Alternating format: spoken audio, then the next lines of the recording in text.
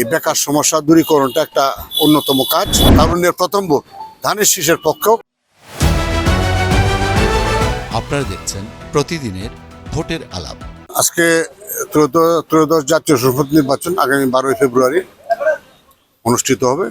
আজকে আমি বাংলাদেশ জাতীয়তাবাদী দলের মনোনীত প্রার্থী হিসাবে আমি মনোনয়নপত্র দাখিল করেছিলাম। আজ যাচাই বাছাই শেষে আমার মনোনয়নপত্র বৈধ ঘোষণা করা হয়েছে। আরও স্বতন্ত্র প্রার্থী ছিল, বিভিন্ন দলের প্রার্থী ছিল, অনেকের মনোনয়নপত্র বাতিল হয়েছে। আসলে এটা আনন্দের না, এটা কষ্টের বিষয়। যেহেতু সকল প্রার্থী হতে চেয়েছিলেন, হয়তো প্রার্থী হতে পারেনি, তবে আপিলের সুযোগ আছে, হয়তো আপিলের করতে পারবে। আপিল করে অনেকেই মনোনয়নপত্র বৈধ হয়। তো আমাদের দল একটা বৃহৎ দল, বাংলাদেশ জাতীয় দল, সেই দলের একাধিক প্রার্থী, অনেক প্রার্থী থাকে, প্রার্থীদের মধ্যে প্রতিযোগিতা হয়। তো এই যে নির্বাচনটা অনুষ্ঠিত হচ্ছে, এটা আমাদের দলের জন্য একটা চ্যালেঞ্জিং। এমন একটি নির্বাচনের জন্য আমাদের প্রিয় নেত্রী দেশনেত্রী বেগম খালেদা জিয়া দীর্ঘ 15 বছর সংগ্রাম করেছেন। এই নির্বাচনের জন্যই উনি কারাবরণ করেছেন।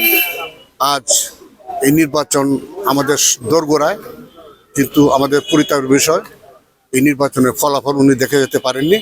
কাজে আমি বিএনপিতে যারা একাধিক প্রত্যাশী ছিলেন, আমি সবাইকে অনুরোধ করব, দেশনেত্রী বেগম খালেদা জিয়ার আত্মার শান্তির জন্য আসুন আমরা সবাই মিলে এই নির্বাচনটাকে এক প্ল্যাটফর্মে এসে, এক মঞ্চে দাঁড়িয়ে আমরা সবাই ঐক্যবদ্ধ হবে, আমরা এই নির্বাচনটাকে চ্যালেঞ্জ হিসেবে গ্রহণ করি এবং এই আসন, গুরুত্বপূর্ণ আসন, এই সদর আসন, এই আসন আমরা বিজয় ছিনিয়ে আনে আমরা দেশটা তারেক রহমানের হাতে এই আসনটি উপহার দিই। প্রথম কাজ হলো এলাকার উন্নয়ন তো অবশ্যই থাকছে, এর মধ্যে এই বেকার সমস্যা প্রকট আকার ধারণ করেছে। এই বেকার সমস্যা দূরীকরণটা একটা অন্যতম কাজ, কারণ বেকারত্ব আজকে যুব সমাজকে বিপদে নিয়ে গেছে। আজকে মাদকাসক্ত হচ্ছে এই বেকারত্বের কারণে।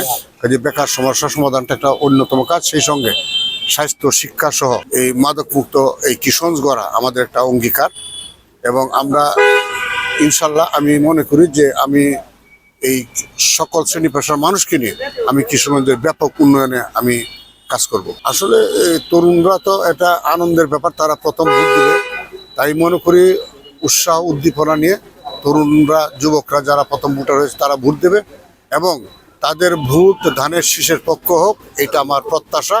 তারুণ্যের প্রথম ভোট ধানের শীষের পক্ষ হোক, এটাই আমি প্রত্যাশা করি।